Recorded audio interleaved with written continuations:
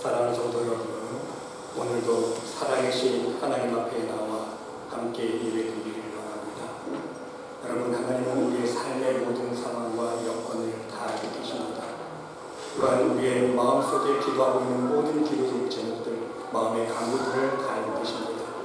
그러한 하나님께 우리의 마음의 모든 짐을 내려놓고 맡기고 오늘도 주님의 십자가를 바라보는 믿음으로 하나님 보좌 앞에 담대히 나아갈 수 있는 여러분 모두가 될 수 있으시기를 바랍니다. 하나님께서 변함없는 사랑으로 오늘 예배 중에 우리와 함께 해주시고 여러분들 심령 찾아와 주셔서 들어주시는 놀라우신 하나님의 사랑과 은총을 풍성히 받아들일 수 있는 여러분 모두가 될 수 있으시기를 간절히 주님의 이름으로 기도드립니다. 우리 다 같이 일어나셔서 사도신경으로 우리의 신앙을 고백드리겠습니다. 전능하사 천지를 만드신 하나님 아버지를 내가 믿사오며 그 외아들 우리 주 예수 그리스도를 믿사오니 이는 성령으로 있게 하사 동정녀 마리아에게 나시고 본디오 빌라도에게 고난을 받으사 십자가에 못 박혀 죽으시고 장사한 지 사흘 만에 죽은 자 가운데서 다시 살아나시며 하늘에 오르사 전능하신 하나님 우편에 앉아 계시다가 저리로서 산자와 죽은 자를 심판하러 오시리라. 성령을 믿사오며 거룩한 공예와 성도가 서로 교통하는 것과 죄를 사여 주시는 것과 몸이 다시 사는 것과 영원히 사는 것을 믿사옵나이다. 아멘.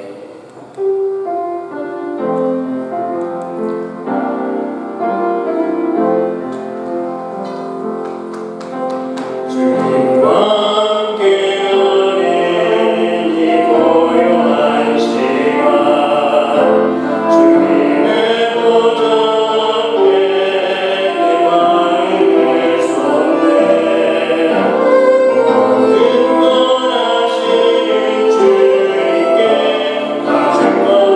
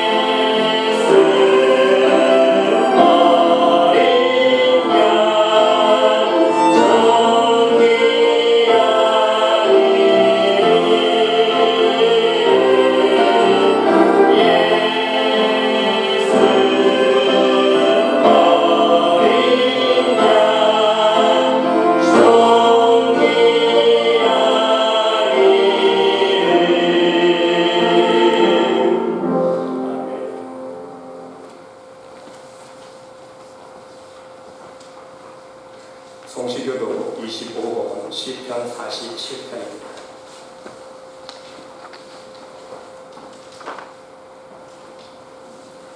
너희 만민들아 손바닥을 치고 즐거운 소리로 하나님께 외칠지어다.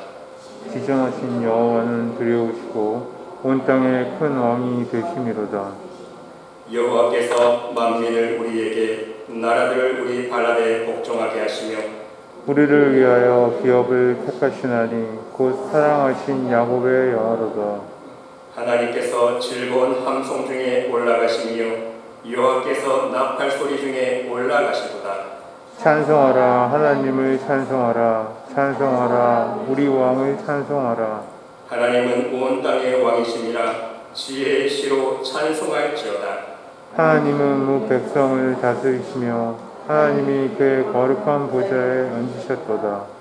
문 나라의 고관들이 모이며 아브라함의 하나님의 백성이 되도다.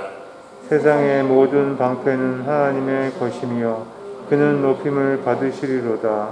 아멘. 자리에 앉으셔서 찬송가 357장 찬송드리겠습니다. 아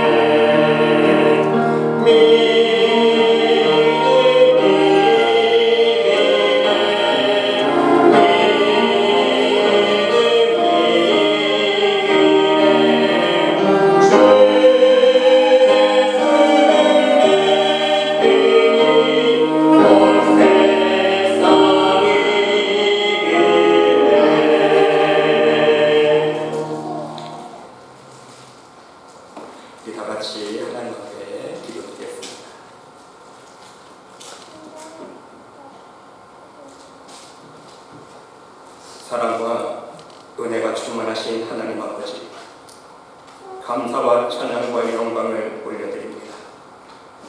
지난 한 주간 동안도 광야와 같은 삶 속에서 우리와 동행하여 주시고 하나님의 은혜와 참사랑과 능력의 손길로 인도하여 주신 은혜에 감사와 감사를 올려드립니다. 무엇보다도 나약하고 연약한 우리들에게 이 세상을 바라보지 아니하고 우리의 모든 삶을 주관하시는 능력의 하나님만을 바라볼 수 있는 믿음으로 살아가게 하신 은혜에 감사를 드립니다. 하나님, 오늘날 이 세대는 한 치 앞도 예측할 수 없는 자연재해들과 전염병 그리고 정치, 경제적인 불안정 속에서 하루하루를 살아가고 있습니다. 부디 우리들에게 변치 않는 정금과도 같은 믿음을 허락하여 주셔서 이 어둠과 죄악과 사단의 시험과 유혹들이 범람하는 이 마지막 세대의 징조들을 바라보면서 두려워하거나 시험에 들지 않게 하여 주시고 오직 우리의 표대 되신 예수 그리스도만을 바라보며 좌로나 우로나 뒤치지 아니하고 오직 믿음으로 저천국을 향하여 좁은 길 생명의 길로 한 걸음 한 걸음 하나님 보좌 앞에 전진해 나갈 수 있는 은혜를 허락하여 주시옵소서. 오직 하나님께서 우리들 각자에게 맡겨주신 사명을 잘 감당하며 하나님 나라와 복음을 위해서 헌신하며 순종하며 살아갈 수 있는 믿음의 백성들이 될 수 있도록 우리를 성령으로 충만케 하여 주시옵소서. 지금 코로나로 인하여 많은 사람들이 아픔과 어려움 속에 있습니다. 부디 코로나 사태가 하루속히 종식될 수 있도록 은혜를 풀어주시고 이로 인하여 고통과 마음의 슬픔 중에 있는 모든 심령들을 주님의 사랑으로 위로하여 주시고 마음속에 평강을 허락하여 주시옵소서. 이 시간 하나님께서 세우신 교회를 위해서 기도드립니다. 하나님의 계획하심과 뜻 가운데 우리 말씀의 교회를 세워주셨사오니 말씀의 교회를 성령으로 기름 부어주시고 하나님의 축복과 하나님의 능력과 하나님의 평강과 은혜가 넘치는 교회가 될 수 있도록 인도하여 주시옵소서. 말씀의 제단에 나와 함께 예배드리는 모든 성도들의 가정 심령 위에 하나님의 살아계신 권능의 역사가 넘치게 하여 주시고 오직 하나님의 살아계심과 하나님의 능력과 권능을 간증하며 많은 방황하는 영혼들을 하나님의 진리의 길로 인도하며 참 생명의 길로 인도해 줄 수 있는 말씀의 교회와 모든 성도들이 될 수 있도록 인도하여 주시옵소서. 오직 주님의 사랑의 길로 모든 성도들이 하나가 되게 하여 주시고 오직 주님의 사랑으로 하나님의 영광을 위해 함께 기도하며 봉사하며 헌신할 수 있는 모든 성도들이 될 수 있도록 축복하여 주시옵소서. 오늘 이 시간 예배드릴 때에 사람의 기쁨이 되는 예배가 아니라 오직 하나님의 기쁨이 될 수 있는 거룩한 선제사가 될 수 있도록 우리 안에 품고 있는 모든 교만함과 욕심과 사람에 대한 미움과 원망들을 예수 그리스도의 십자가 아래 모두 못 박을 수 있는 회개의 영을 우리들에게 허락하여 주시옵소서.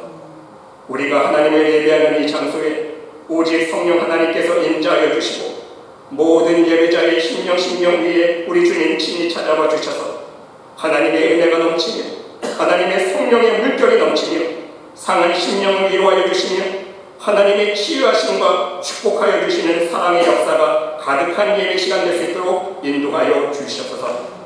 이 예배를 통해 오직 하나님으로 영광받아 주실 줄 믿사오며 이 모든 말씀 우리를 구원하여 주신 예수 그리스도의 이름으로 간절히 기도하옵나이다. 아멘.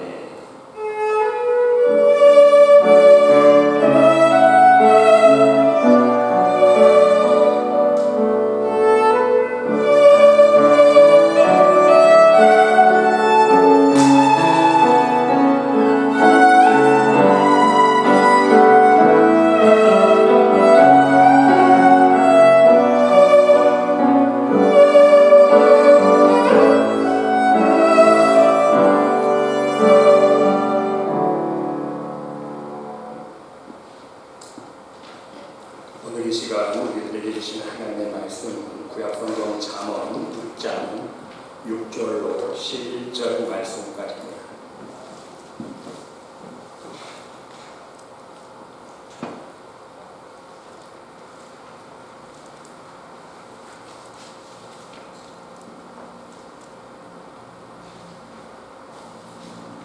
잠언 6장 6절로 11절 말씀까지 우리 다 같이 한 목소리로 함께 봉독하겠습니다. 게으른 자여, 개미에게 가서 그가 하는 것을 보고 지혜를 얻으라. 개미는 두용도 없고 감독자도 없고 통치자도 없으되 먹을 것을 여름 동안에 예비하며 추수 때의 양식을 모으느니라. 게으른 자여, 내가 어느 때까지 누워있겠느냐? 내가 어느 때에 잠이 깨어 일어나겠느냐? 좀 더 자자, 좀 더 졸자, 손을 모으고 좀 더 누워있자 하면 내 빈궁이 강도같이 오며 내 공핍이 금사같이 이르리라. 아멘.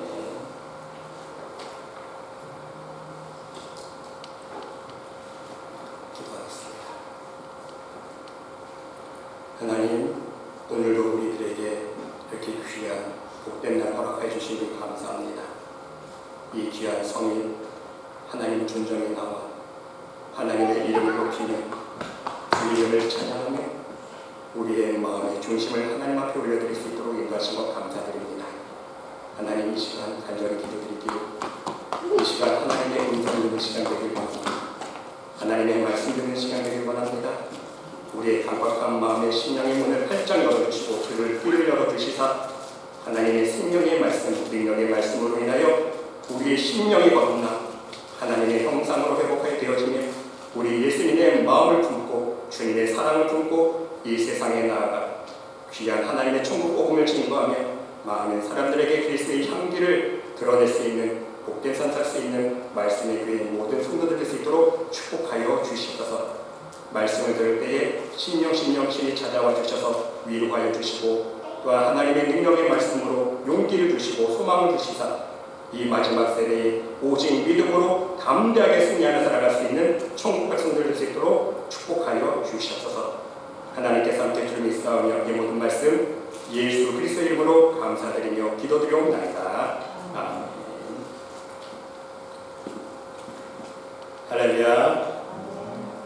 사랑하는 성도 여러분, 오늘도 함께 예배드리시는 여러분들의 심령 위에, 여러분들의 가정 위에 우리 하나님의 놀라우신 사랑과 은혜와 평강과 축복이 충만히 넘치시기를 간절히 주님의 이름으로 축원드립니다. 여러분, 저 어떤 임금이 자신의 아들의 신부감을 얻기 위해서 온 나라에 공고를 붙이고 많은 후보자를 모았습니다. 여러 가지 심사 위에 결국 마지막 후보 10처녀가 뽑히게 되었습니다. 임금은 이 마지막 뽑힌 10처녀에게 이제 마지막 과제, 마지막 테스트 과제를 줍니다. 어떤 과제냐면요, 그릇에다가 쌀을 잔뜩 넣고 쌀이 담긴 그릇 하나를 주면서 이 그릇에 담긴 쌀을 가지고 10일 동안, 열흘 동안 먹고 살고 지내다가 다시 왕궁으로 돌아오라는 테스트였습니다. 그런데 이것을 가지고 어떤 처녀는요, 어떻게 열흘 동안 이 한 그릇 쌀을 먹고 살지? 아이들은 이제 생각을 짜내는 거예요. 어떻게 하면 이 한 그릇 쌀을 가지고 약 10일 동안 버틸 수 있을까? 어떤 처녀는요, 옳다. 그렇게 하면 되겠지. 이 쌀이 부족하니까 죽을 쓰자. 죽을 써서 많이 한숨 끓여가지고 이것을 조금씩 나눠 먹으면 되겠지. 어떤 처녀는 아니야. 이 그릇에 담긴 이 쌀을 가지고 10등분을 해가지고 하루에 꼭 요것만 먹고 살아야겠다. 그래야 이 과제를 완수할 수 있어. 이렇게 저마다 10처녀는요, 자기의 생각대로 과제를 수행하려고 노력했습니다. 이제 시간이 다 돼서 10처녀들이 다시 궁전으로 돌아오게 되었습니다. 다들 안색이 안 좋았습니다. 다들 허기해진 표정으로, 심지어 어떤 처녀는요, 10일 동안 제대로 먹지 못해서 쓰러져서 엎혀서 왕궁으로 돌아오게 되었습니다. 그런데 유독 어느 한 처녀는요, 정말로 얼굴이 환하고 예뻐졌을 뿐만 아니라 떡까지 한시로 만들어가지고 왕궁으로 돌아왔습니다. 임금이 그 모습을 보면서 깜짝 놀랐습니다. 야, 다른 처녀들은 저렇게 굶어가지고 힘도 없이 마른 모습으로 왔는데 너는 어떻게 예쁜 모습으로, 환한 모습으로, 그것도 떡까지 이렇게 한시를 해가지고 돌아올 수 있었느냐 물어보았습니다. 그랬더니 이 처녀가 왕에게 대답합니다. 임금님, 그 쌀을 그냥 가지고 있어서 되겠습니까? 사실 그 쌀 양 가지고는요, 하루 이틀밖에 먹지 못하는 양입니다. 저는 그 쌀을 가지고 먼저 떡을 만들었습니다. 그리고 그 떡을 시장에 갖다 팔았습니다. 그리고 이윤을 남는 것을 가지고 또 쌀을 사고, 또 그 쌀을 가지고 또 떡을 만들어서 또 팔고, 또 이윤을 더 많이 남기면 또 쌀을 사서 또 떡을 만들고 이렇게 해서 많은 돈을 벌 수 있었습니다. 이렇게 번 돈으로 쌀을 많이 사게 되어서 우리 가족들도 풍족히 먹고 이렇게 시베르의 임금님 앞에 떡까지 가지고 나오게 되었습니다. 이렇게 대답했습니다. 여러분, 결국 이 임금님은요, 이 지혜롭고 부지런한 처녀를 자기 아들의 신부감으로 결정했다는 사실인 것입니다. 여러분, 그렇습니다. 우리는 우리의 인생을 살아가면서 항상 내 손안에 있는 것이 많다 적다 양적인 면만 항상 판단하면서 생각을 하지 않습니까? 그런데 중요한 사실은 무엇입니까? 양이 많고 적음이 중요한 것이 아니라는 것입니다. 지금 나에게 있는 것, 그것을 가지고 어떤 자세로 대하느냐, 이것이 더욱더 중요하다는 말씀인 것입니다. 그렇습니다. 5달란트 귀의 말씀처럼 항상 나에게 주어진 상황을 긍정적으로 바라보고 성실하게 부지런하게 적극적으로 대처하는 지혜가 필요하다는 말씀인 것입니다. 다시 말씀드리면 같은 시간을 어떻게 보며 같은 시간을 어떻게 준비해 나가고 같은 시간을 어떻게 적극적으로 긍정적으로 대처해 나가느냐에 따라서 우리의 삶의 미래는 큰 차이가 있다는 것입니다. 열매가 달라진다는 말씀인 것입니다. 여러분, 이것을 철학적으로 분석해보면 사람마다 여러 종류의 사람이 있다고 합니다. 첫 번째는요, 수동적으로 시간을 살아가는 사람들이 있습니다. 이러한 사람은요, 주어진 일과에 따라 그저 쫓아다니는 사람입니다. 동물이 시간을 보내는 것 같은 것입니다. 밥 먹는 시간, 잠자는 시간, 또 피곤하니까 쉬는 시간, 그저 무의미하게 배고프면 먹고 일해야 하니까 일을 하고 자야 하는 시간이니 잠을 자고 이렇게만 시간을 쫓아 살아가는 사람들이 있다는 것입니다. 그리고 두 번째는요, 철학적으로 시간을 보내는 사람들이 있습니다. 자신의 삶의 목적을 생각합니다. 그런데 그 목적 또한 세상 것을 위한 것입니다. 항상 나를 위해서, 내 가정을 위해서, 내 명예를 위해서, 내 자녀들을 위해서 세상적인 삶의 목적만을 생각하는 사람들이 있습니다. 시간마다 그 의미를 부여하려고 사색에 잠겨보기도 합니다. 또한 자신의 인생의 보람을 찾기 위해서 열심히 공부하는 자세로 시간들을 의미 있게 사용해 보기도 합니다.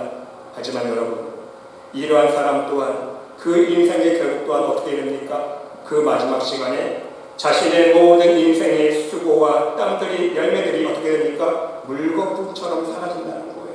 세상 것만 쫓았기 때문에. 그런데 여러분, 가장 중요한 것은요, 세 번째로 신앙과 믿음으로 시간을 보내는 사람들이 있다는 것입니다. 나에게 주어진 시간은 내 시간이 아니라고 생각합니다. 내 삶의 시간은 오직 하나님께서 주신 시간이요, 은혜로 주어진 시간이라고 생각합니다. 구속받은 시간으로 여깁니다.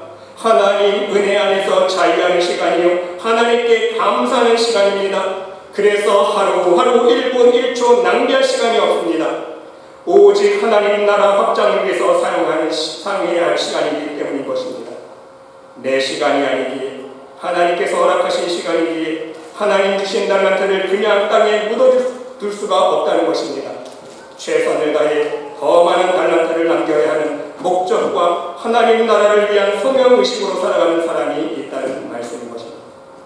또한 여러분, 시간 관리에 있어서도요, 여러 가지 유형의 사람이 있다고 합니다.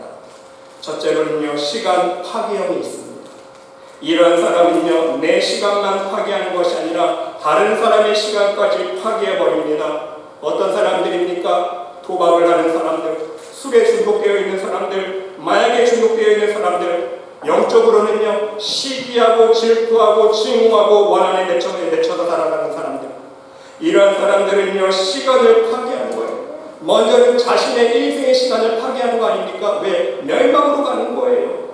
사망의 길로 가기 때문에. 그런데 중요한 것은요, 자신의 인생의 시간을 파괴하는 것뿐만 아니라 다른 사람의 인생까지도, 다른 사람의 인생의 시간까지도 파괴한다는 거예요. 왜? 다른 사람들에게 나쁜 영향을 미치지 않습니까? 그래서 그 사람으로 하여금 그 사람의 시간까지 파괴하게 만드는 거예요. 다른 사람들을 힘들게 하고 다른 사람들을 괴롭히고 망하게 하는 것, 다른 사람의 시간까지 파괴한다는 거예요. 여러분, 이것을 우리가 영적으로 적용해 보면요, 다른 사람들을 시험 들기 위해서 하나님으로부터 믿음에서 떨어지게 하는 사람들이 있습니다. 그렇죠? 헤매게 만드는 사람들이 있어요.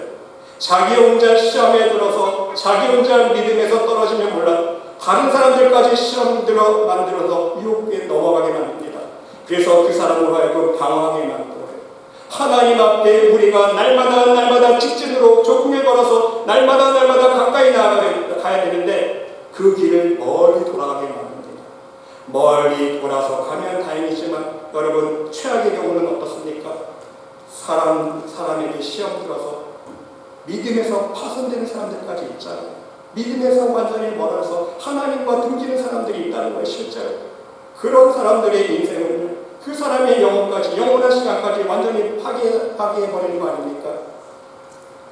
두 번째는 여러분 시간 소비형이 있습니다. 시간을 낭비합니다. 어떤 일을 진행할 때에 쓸데없는 내 시간을 낭비하는 위험입니다. 정작 계획한 일을 시작하지도 않고 시간표만 만들고 계획표만 만드는 데 시간을 낭비합니다.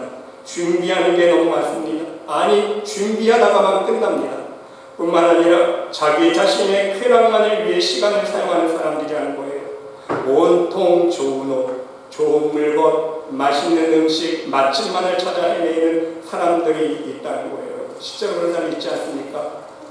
하나님 말씀 보면서 묵상하는 시간을 사용하지 않아요. 하나님 앞에 무릎 꿇어 기도하는 데 시간을 사용하지 않습니다. 오직 세상에 좋은 것만 찾아 인터넷을 쇼핑하는 사람들이 오늘날 너무나도 많다는 거예요. 자기의 쾌락만을 위해서 시간을 소비하는 거예요. 세 번째는요, 시간 창조용이 있습니다. 이것은 하나님과의 관계 속에서 나에게 주어진 시간의 뜻을 알고 그 시간을 구원의 완성을 위해서 사용하는 사람들이 있다는 것입니다. 더욱 중요한 것은요, 내게 주어진 시간과 여건에 대하여 소명의식을 가지고 임한다는 것입니다. 여기에 하나님의 부르심이 있는 것입니다. 하나님의 축복이 있고 하나님의 약속이 있습니다. 이러한 것에 사명적으로 임하는 것이 바로 시간을 창조한다는 것입니다. 어떤 의미에서는요, 하나님의 크신 구원의 역사에 내가 동참하는 것입니다. 영원한 하나님 나라 시간에 들어가기 위해서 이 땅의 시간을 창조적으로 사용하는 사람이 있는 것입니다. 그러면 여러분, 우리는 이러한 신앙적인 시간을 또한 창조적인 시간으로 만들어가는 사람이 되기 위해서 우리가 이 신앙의 과정을 걸어가면서 한 가지 싸워야 할 것이 있습니다. 그것이 무엇입니까? 바로 게으름입니다. 게으름을 통해서 항상 사단 마귀는요, 우리들을 미혹하기 때문인 것입니다. 그래서 창조적인 시간이 아닌 시간을 파괴하게 만들고 낭비하게 만들어서 우리의 인생을 허무하게 끝나도록 만든다는 사실입니다. 여러분, 오늘 본문 말씀에 보면 게으른 자라는 단어가 많이 나오지 않습니까? 히브리어로 아첼이라고 하는데요, 잠언 말씀에만 14번 등장하고 있습니다. 여러분, 흔히 우리는 게으름하면 어떤 생각을 듭니까? 큰 의미를 두지 않습니다. 그렇죠? 그냥 단지 나쁜 습관 정도로 생각해요. 게으름하면 나쁜 습관 중에 하나라고 쉽게 생각하고 넘겨버린다는 것입니다. 그러나 여러분, 게으름도 병이라는 사실을 명심할 수 있으시기를 바랍니다. 영적인 병입니다. 사단이 교묘하게 가져다주는 영적인 병이라는 말씀인 것입니다. 여러분, 여기 예화 하나 있습니다. 하루는요, 사단들이 모여서 어떻게 하면 그리스도인들을 실족시켜서 지옥으로 이끌 수 있는가, 이러한 주제를 놓고 사단들이 회의를 했다고 합니다. 한 쫄병 마귀가 이렇게 이야기합니다. 그 방법은 간단합니다. 그들을 전부 죽이면 됩니다. 그러자 대장 마귀가 이렇게 대답합니다. 옛날에 기독교인들을 많이 죽여봤지만 아니야, 그 방법은 아니야. 그리스도인들 한 명을 죽이면 그 순교의 피가 씨가 되어서 기독교인들이 수천 명, 수만 명으로 늘어난 거 너 모르니? 절대로 죽이면 안 돼. 그 순교의 피로 인하여 기독교인들은 더욱더 불안하게 될 거예요. 다른 쫄병 마귀가 말합니다. 그러면 죽이지 말고 감옥에 꽁꽁 우리 묶어둡시다. 감옥에 넣고 전도하러 돌아다니지도 못하게 우리가 꽁꽁 묶어둡시다. 이렇게 하니까 대장 마귀는 또 웃으면서 얘기해요. 그리스도인들을 감옥에 한번 가둬봐라. 그러면 더 열심히 기도한다. 더 열심히 기도하면 어떻게 돼? 하나님의 성령의 역사가 더 크게 일어나는 거야. 그러면 안 돼. 이때에 간교한 경험 많은 마귀가 꾀를 하나 냅니다. 그러면 이렇게 합시다. 그것은 예수를 잘 믿게 하고 기도도 열심히 하게 하고 성경도 열심히 읽게 하고 전도도 열심히 하게 합시다. 그런데 이 한 가지 마음만 우리가 믿는 사람들의 마음속에 집어넣어 줍시다. 오늘은 불편하니까 오늘은 좀 쉬고 내일 하자. 이 마음만 그들의 마음속에 심어주면 우리가 이길 수 있습니다. 모든 사람들을 지옥으로 데려갈 수 있습니다. 이 게으른 마음을 심어주자고 제안했다는 것입니다. 여러분, 그렇습니다. 게으름은요, 사단의 가장 강력한 무기라는 것입니다. 내일 하지. 오늘은 좀 이런 일가 있고, 오늘은 좀 피곤하니까 내일 하지. 이렇게 하다가 계속 내일 하다가 말씀도 안 읽게 되고, 기도도 안 하게 되고, 전도도 하지 않게 될 거 아닙니까? 공사도 하지 않고 결국은 믿음을 잃어버리고 말게 된다는 것입니다. 이것이 바로 사단의 계략인 거예요. 게으름은요, 여러분, 우리가 가장 경계해야 할 영적인 병이라는 것입니다. 이 영적인 게으름 병에 한번 걸리면요, 계속 게으름의 늪에 빠져들어가게 된다는 것입니다. 조금씩 나도 모르게 점점 말씀과 멀어지고, 기도와 멀어지고, 예배 생활과 멀어지고, 그래서 자꾸만 세상의 마음을 빼앗기게 되고 하나님과 점점 나도 모르게 멀어지게 된다는 사실인 것입니다. 이러한 게으름병 때문에 천국문에 들어가지 못한 예를 우리 주님께서 말씀해 주시지 않았습니까? 지혜롭지 못한, 슬기롭지 못한 5처녀 비유입니다. 게으름 때문에 어떻게 됩니까? 등은 준비했지만 그 등을 밝혀줄 기름을 준비하지 못했습니까? 원인은 다른 거 아니에요. 게으름병이에요. 신랑 예수님이 내일 오겠지. 오늘은 아니야. 계속 내일로 미뤘다는 것입니다. 여러분, 잠언 26장 14절에 아주 재미있는 말씀이 있습니다.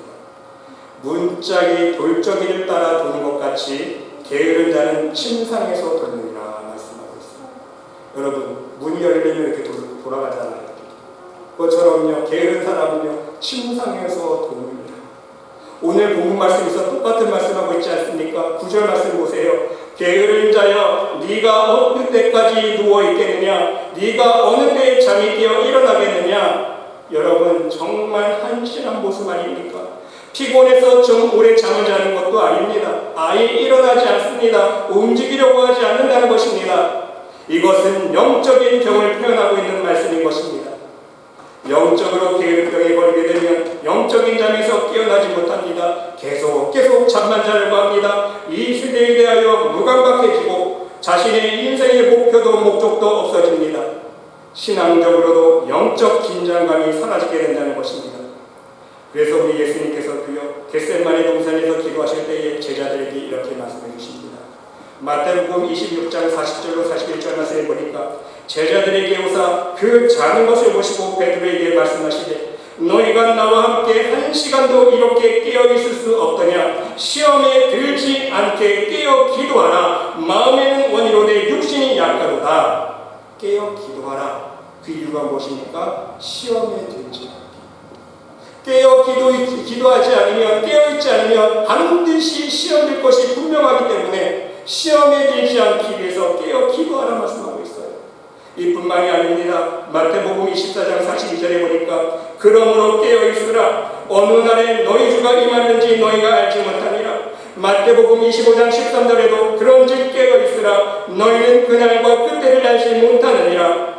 마가복음 13장 33절 말씀에도 주의하라 깨어있으라. 그때가 언제인지 알지 못하니라.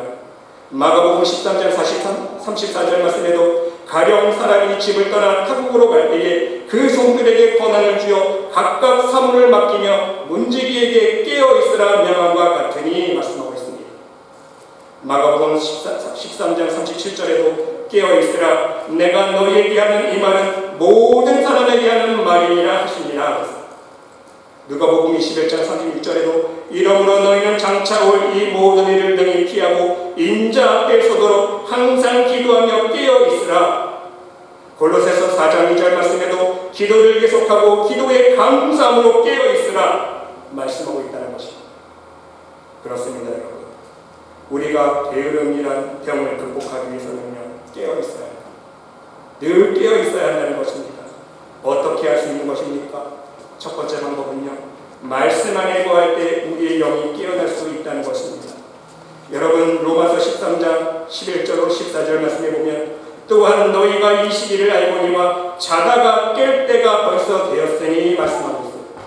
이제는요, 우리는 졸 틈이 없어요. 마지막 세대를 살고 있습니다. 자다가 깰 때가 되었어요. 그래서 이제는요, 우리의 구원이 처음 믿을 때보다 가까이 왔다고 말씀하고 있지 않습니까? 그래서 밤이 깊고 낮이 가까웠으니 그러므로 우리가 어둠의 일을 벗고 빛의 갑옷을 입자. 낮에와 같이 단정히 행하고 방탕하거나 술 취하지 말며 음란하거나 호색하지 말며 다투거나 시기하지 말고 오직 주 예수 그리스도로 옷을 입고 정욕을 위하여 육신의 일을 도모하지 말라. 여러분, 오직 하나님 말씀으로 우리의 심령이 식어지고 거듭날 때 우리의 잠자던 영이 깨어나기 시작한다는 것입니다. 그래야 점차 예수 그리스도로 옷을 입고 빛의 갑옷을 입고 전시갑주를 입고 말씀으로 무장하는 가운데 죄의 유혹과 싸울 수 있음을 여러분 명심할 수 있으시기를 바랍니다. 두 번째는요, 말씀 안에서 우리는 잠자고 있는 영을 깨워 기도할 수 있어야 됩니다. 여러분, 잠자는 사람 말이 있습니다. 뭐라고 합니까? 잠꼬대라고 해요. 그렇죠? 잠자는 사람 말은요, 잠꼬대입니다. 아무런 의미가 없는 헛소리 아닙니까? 마찬가지로 우리의 영이 잠자면서 형식적으로만 하는 기도는요, 잠꼬대와 똑같은 거예요. 하나님이여 그 기도는 듣지 않으신다는 거예요. 하나님이 알아듣지 못하는 기도가 될 수밖에 없다는 것입니다. 우리 영이 죽어있는 상태에서 형식적으로 드리는 예배도 마찬가지예요. 하나님이 받지 않으세요. 그러한 예배는요, 거룩한 향기가 아니라 악취가 나기 때문인 것입니다. 그러나 우리의 영이 깨어 기도하며 하나님께서 기뻐 들으시고 우리 영이 깨어 예배드리면 하나님께서 기뻐 받으신다는 말씀인 것입니다. 그래서 우리는요, 하나님 들으시는 기도를 하기 위해서, 하나님 기뻐 받으시는 예배를 드리기 위해서 항상 말씀 안에서 깨어있는 심령이 될 수 있어야 된다는 말씀인 것입니다. 세 번째는요, 우리의 일상생활 속에 믿음으로 성실하게 부지런히 노력하며 살아갈 수 있어야 됩니다. 여러분, 잠언 25장 15절 말씀을 보시기 바랍니다. 게으른 자는 그 손을 그릇에 넣고도 입으로 올리기를 괴로워하느니라. 게으른 자는요, 지금 그릇에 손을 넣으면서도 그 입으로 올리는 것까지 힘들어하는 거예요. 얼마나 게으른 모습입니까? 잠언 12장 27절 말씀에 보면요, 게으른 자는 그 잡을 것도 사냥하지 아니하나니. 농사를 짓고 사냥을 해야 먹을 것을 얻을 텐데 전혀 그러할 생각을 안 하는 거예요. 잠언 22장 13절에는요, 재미있는 말씀이 있습니다. 게으른 자는 말하기를 사자가 밖에 있은즉 내가 나가면 거리에서 찢기겠다 하느니라. 밖에 사자가 돌아다니니까 절대로 못 나간다는 거예요. 나가면 죽으니까. 핑계 아닙니까, 여러분? 심지어 사도 바울은요, 데살로니가전서 4장 11절에서 또 너희에게 명한 것과 같이 종령하여 자기 일을 하고 너희 손으로 일하기를 힘쓰라 말씀하고 있습니다. 데살로니가 후서 3장 10절 말씀에도 보면요, 우리가 너희와 함께 있을 때에도 너희에게 명하기를 누구든지 일하기 싫어하거든 먹지도 말게 하라 하였더니 말씀하고 있습니다. 이렇게 우리들에게 충고의 말씀을 주고 있다는 사실인 것입니다. 여러분, 오늘 본문 말씀에도 보면요, 우리에게 권면을 주고 있습니다. 6절 말씀을 보시기 바랍니다. 개미에게로 가서 그 하는 것을 보고 지혜를 얻으라. 한마디로 개미를 보고 배우라는 것입니다. 여러분, 왜 개미를 보고 배워야 됩니까? 개미는요, 미래를 준비하는 거죠. 오늘만 생각하는 게 아니라 미래를 준비하고 예비하는 삶을 산다는 것. 그렇습니다. 우리 믿음의 사람들은요, 더욱더 그렇게 할 수 있어야 됩니다. 내일을 준비하고 미래를 준비하고 더 나아가서 최종 천국을 준비하는 삶을 살 수 있어야 된다는 말씀인 거예요. 여러분, 우리가 살아가면서 노후 대책을 하지 않습니까? 노후 대책하는 건 중요해요. 하지 말라는 얘기가 아니라 우리가 이 세상 살아가면서 노후 대책하면서 얼마나 신경 많이 쓰고 관심을 가지고 있습니까? 그만큼이라도 우리는요, 사후 대책을 할 수 있어야 되는 거예요. 하나님 나라에 들어갈 대책을 세울 수 있어야 되는 거예요. 그 대책은요, 하나님 나라 들어갈 준비를 이 땅에서 해야 된다는 거예요. 사람들은요, 그런 준비할 미래를 생각하는 사람들이 없다는 거예요. 단지 이 세상에서 잘 먹고 자살 생각만 하지 하나님 나라에 들어갈 준비를 하지 않는 것이 문제인 거 아닙니까? 여러분, 우리가 어떻게 준비할 수 있어야 됩니까? 개미처럼요, 하루 매 순간 믿음으로 성실하게 최선을 다하면서 살아가야 되는 거예요. 오늘 하루 하나님께서 나에게 주신 생명을 가지고, 나에게 주신 시간과 재능을 가지고 최선을 다해서 하나님의 영광을 위해서 살아갈 수 있어야 된다는 거예요. 하루하루 먹어도 주의 영광을 위해서 먹고, 아멘. 마셔도 주의 영광을 위해서 마시고, 내가 일하는 목적도 오직 주의 영광을 위해서 오늘 하루 일을 하고, 내가 건강관리하는 목적도 나를 위해서가 아니라 하루 건강을 위해서 살아보자는 것이 아니라 오직 주의 영광을 위해서 내가 건강관리도 할 수 있어야 되는 거고, 내가 돈을 벌고 더 저축하는 목적도 오직 하나님 나라를 위해서, 복음을 위해서, 주의 영광을 위해서 할 수 있어야 된다는 말씀인 것입니다. 그래야 하나님께서 도와주시는, 날마다 때를 따라 도와주시는 은혜의 손길로 우리와 함께하여 주시기 때문인 것입니다. 여러분, 여기 예화가 있습니다. 어느 신학교에요, 공부는 전혀 하지 않고 시험 잘 치게 해달라고 기도만 하는 학생이 있었다고 합니다. 교수는 말합니다. 얘들아, 이제 시험 기간 얼마 안 남았으니까 열심히 공부하라고. 교수가 아무리 권면을 해도 이 학생은 말 듣지 않습니다. 기도실에 들어가서 구하는 이마다 받을 것이요 두드리는 이에게 열릴 것이니라, 이 말씀만을 외우면서 하나님 앞에 기도만 합니다. 기도실을 떠나지 않는 거예요. 드디어 시험 기간이 되었습니다. 문제의 답을 전혀 알 수 없었던 그 학생은요, 이렇게 답안을 쓰고 나갑니다. 단 한 줄, 하나님은 다 아십니다. 이 한 줄 쓰고, 공부를 안 했으니까 기도할 때는 하나님 좋은 점수 받게 해주실 줄 믿습니다. 하나님 시험 칠 때 하나님께서 환상이라도 보여주셔서 짠 하고 답안지를 보여주시옵소서 기도는 했지만, 정작 시험 볼 때는요, 아무 생각이 안 났다는 거예요. 공부를 안 했으니까. 그래서 꾀를 교수님 보면 그래도 좀 점수라도 주겠지. 하나님은 다 아십니다. 이 단 한 문장을 써놓고 나갔는데 교수님이 채점하면서 어이가 없어서 이렇게 답글을 합니다. 하나님은 다 아시니 100점, 자네는 다 모르니 빵점. 그렇습니다, 여러분. 세상에는요, 믿음으로 산다는 핑계를 대고 자기 편리한 대로 살아가는 사람들이 많다는 것입니다. 게을러서 노력하지 않는다는 것을 자신이 세상에 대하여 최선하기 때문에, 자신이 오직 믿음으로 살기 때문이라고 착각한다는 것입니다. 하지만 여러분, 하나님은 다 알고 계신다는 것입니다. 내가 귀찮고 피곤한 일을 슬쩍 뒤로 미루는 것도 하나님 아시고요, 나에게 주어진 일을 최선 다하지 않는 것, 내가 육신을 핑계로 게으를 피우고 있는 것도 하나님 다 알고 계신다는 것입니다. 더욱더 영적으로 깨어있지 못하고 잠만 풀풀 자고 있다는 것, 하나님 다 알고 계시다는 거예요. 특히 하나님이 일을 할 때 내 마음과 뜻과 정성을 다해서 하나님의 일에 최선을 다하는 것이 아니라 하나님의 일에는 대충 익힌 길에 접근 길에 하면서 대충 하면서 자기 일할 때는요, 올인하는 모습들을 있지 않습니까? 자기 일에는 관심을 가지고 최선을 다하면서 하나님 일할 때는요, 요령을 피우고 대충 하는 사람들이 있어요. 하나님이 다 아신다는 거예요. 그런데 여러분, 우리들에게는 반드시 천국을 소망하는 믿음을 가지고 우리의 시간을 관리할 수 있는 지혜가 필요하다는 말씀인 것입니다. 여러분, 이제는 여러분의 현재의 모든 상황들, 여건들, 형편에 대하여 아무도 탓하지 않기를 바랍니다. 원망하지 않기를 바랍니다.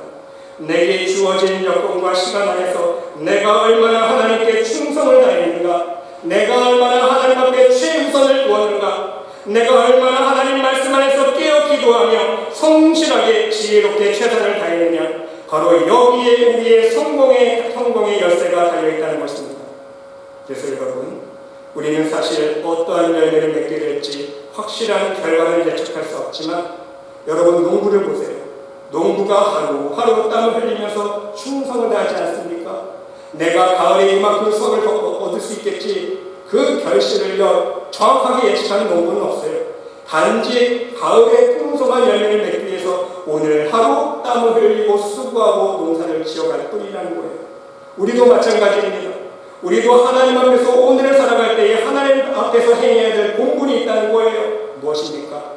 오늘 나에게 주어진 현실 속에서, 오늘 나에게 주어진 생명, 나에게 주어진 시간, 나에게 주어진 재물, 나에게 주어진 재능을 가지고 오직 믿음으로 최선을 다하는 삶을 하루하루 살아갈 수 있어야 된다는 말씀인 것입니다. 여러분, 혹시 지금 여러분들의 현실 속에서 내가 삶에 지쳐서 주저앉아 계시다면 다시 한번 믿음으로 주님의 십자가를 바라보는 믿음으로 일어설 수 있으시기를 바랍니다.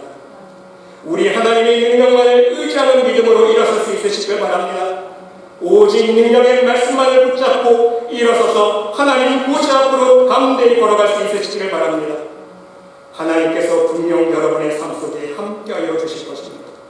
오늘 하루를 살아가는 동안 믿음을 잃지 않고 십자가를 바라볼 수 있도록 우리 주님께서 인도해 주실 것입니다. 능력의 손길로 인도해 주실 것입니다. 여러분의 눈물을 닦아 주실 것입니다.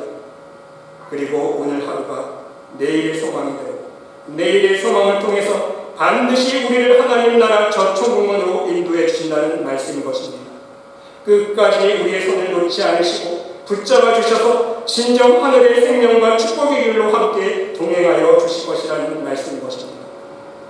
사랑하는 성도 여러분, 끝으로 잠언 24장 16절 말씀을 오늘 여러분의 마음속에 새길 수 있으시기를 바랍니다. 잠언 24장 16절 말씀 보면요, 대저 의인은 7번 넘어질지라도 다시 일어나려니와 악인은 재앙으로 말미암아 엎드러지느니라 말씀하고 있습니다.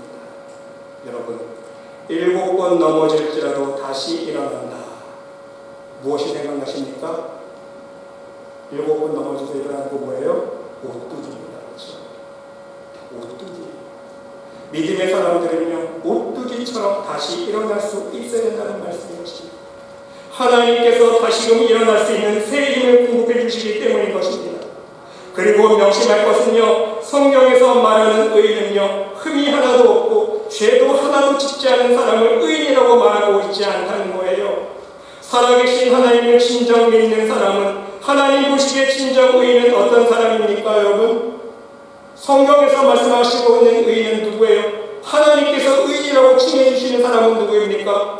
절대로 죄의 유혹에 쓰러지지 않는 사람이 의인입니까? 그게 아니에요.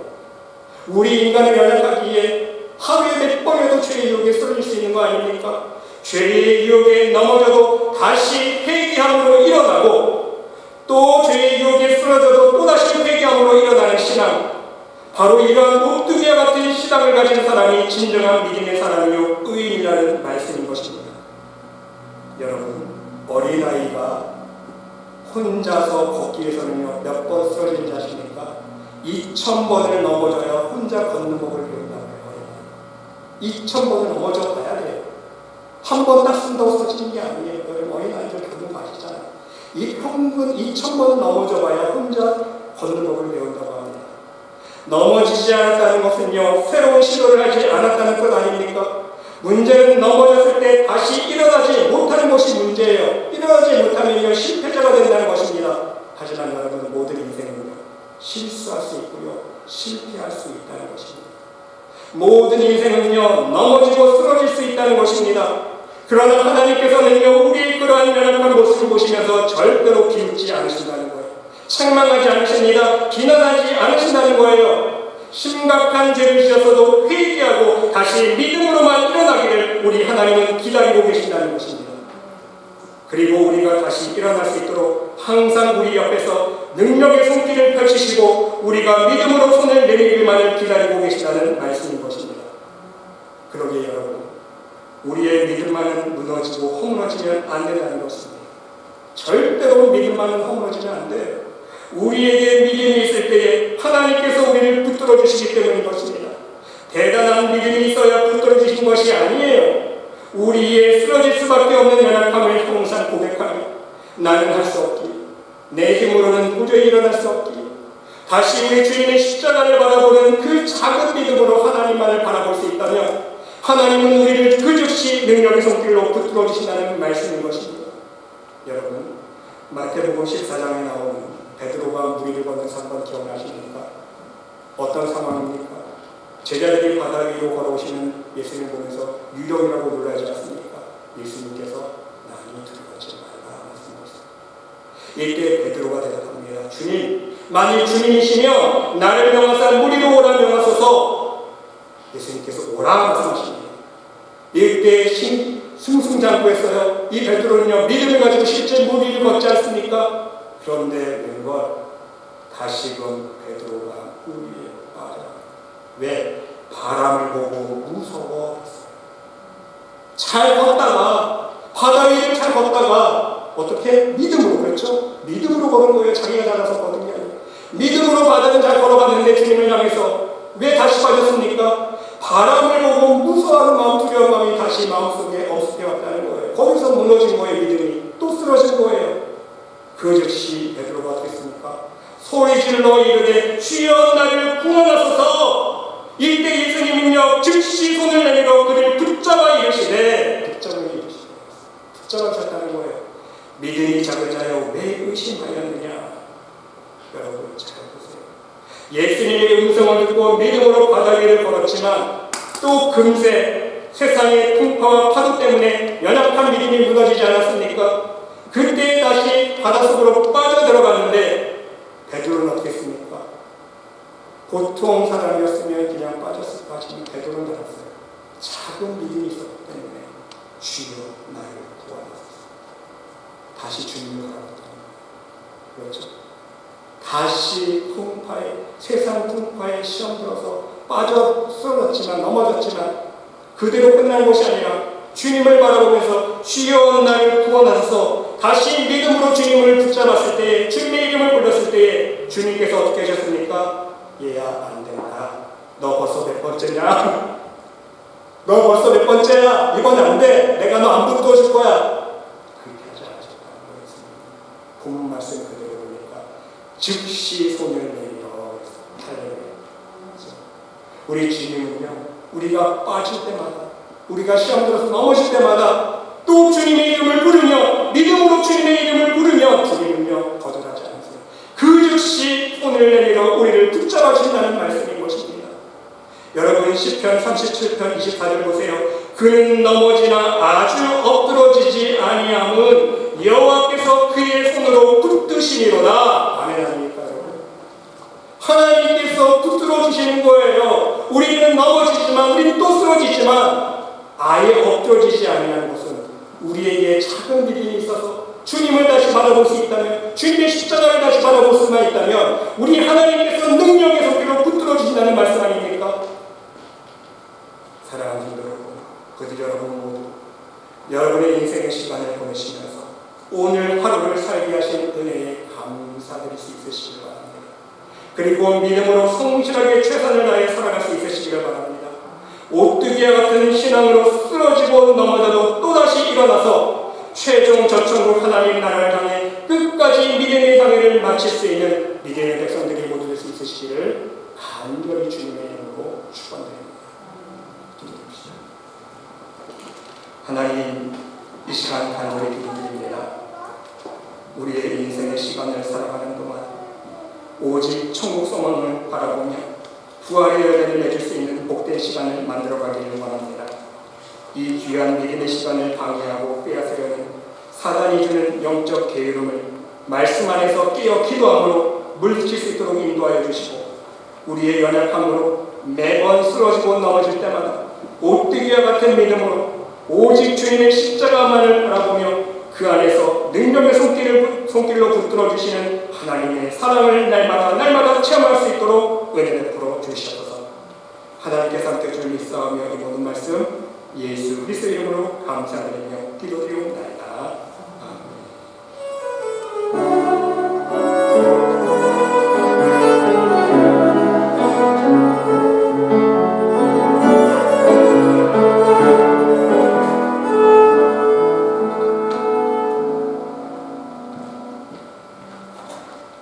하나님 감사드립니다.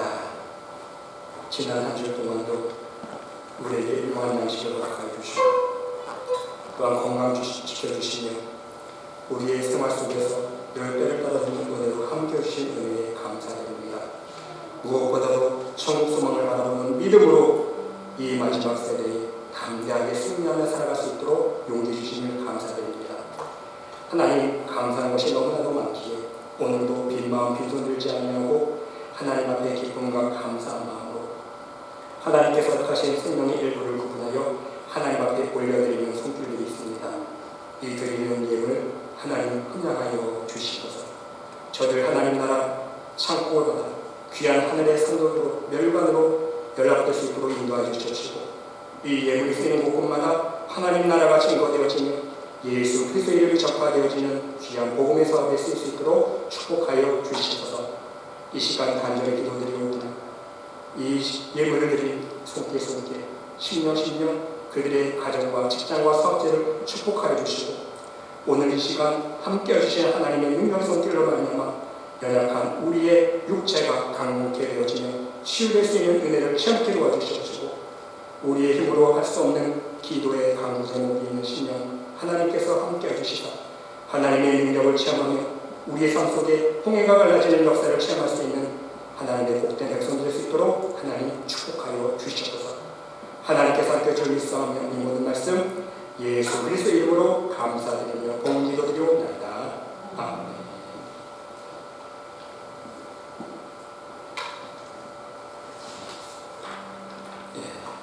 교회 소식 말씀드리겠습니다. 그래서 여러분들 교회와 성도들을 위해서 기도해 주시고요. 또한 코로나 사태를 위해서 함께 중보기도해 주시면 감사하겠습니다. 여러분들도 뉴스 보시면 아시겠지만 중국은 물론 한국도 지금 장마 기간인데 평년과 달리 지금 홍수로 정말 고생들 많이 하시는 오시는들이 많은데 하나님의 은혜로 홍수 때문에 고통받고 있는 시민들 하나님께 위로해 주시고, 정말 하나님께서 우리 대한민국을 불쌍히 여겨주셔서 이 모든 우리가 열매를 보면서 우리가 단 한 가지 기억할 것은 하나님 앞에 회개하는 수밖에 없는 것 같아요. 솔직히 하나님 앞에 회개하고 우리 한국교회가 회개하고 우리 하나님 믿는 사람들이 회개할 때에 정말 우리가 하나님 나라를 바라보는 소망으로 살아갈 뿐이죠. 홍수 났다고 우리가 호들갑을 것도 아니고요. 코로나 때문에 사람 죽어간다고 호들갑을 것도 아니고요. 그렇죠? 우리가 오늘 하루 생명 주신 하나님께 감사드리면서 오늘 하루를 정말 오늘 주신 말씀처럼 어떻게 살아가는가, 하나님의 영광을 위해서 살아가면서 하나님의 나라를 위해서 기도하고, 하지만 또 눈물을 흘리는 예수님께서 함께 중보기도 할 수 있는 여러분들의 귀한 중보기도 해주시면 감사하겠습니다. 계속해서 여러분 예배 드리실 때에 안전수칙 지켜주시고요. 오늘 예배 후에는요, 잠시 잠깐 모여서 우리 8월달 생신 맞으신 분 함께 축복 기도해 주시는 시간 갖도록 하겠습니다. 그리고 우리 문시원 어머님 가정 지금 달라스 방문하셨는데 지금 아마 운전하시면서 아마 아들과 달라스로 가고 계시는 중이실 것입니다. 안전하게 하나님께 도움해 주셔서 무사히 도착할 수 있도록 기도해 주시고요. 또 멀리 떨어져 있는 우리 창원 권사님 위해서 기도해 주시면 감사하겠습니다.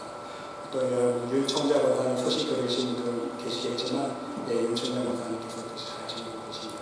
또 아드님께서 홍콩에서 오셔서 또 윤청자 권사님 따로 사실 집 부이사도 다 하셨고, 또 아드님은 이번에 홍콩 돌아가시기 전에 자녀들과 부인 살집 세팅을 위해서 수고하고 계시는데 아마 아드님이 돌아가시면 윤청자 권사님 다시 교회에 출석 가능하실 줄 하다고 말씀해 주셨습니다. 윤청자 권사님 위해서 계속 기도해 주시면 감사하겠습니다. 우리 이 시간 다 같이 자리에 일어나서 옆에 있는 분과 함께 인사 나누겠습니다. 주의 사랑으로 사랑합니다. 항상 건강하세요. 주의 사랑으로 사랑합니다. 우리 주님이 주신 땅으로 함께 찬양 드리시고 축도로 예배 마치겠습니다.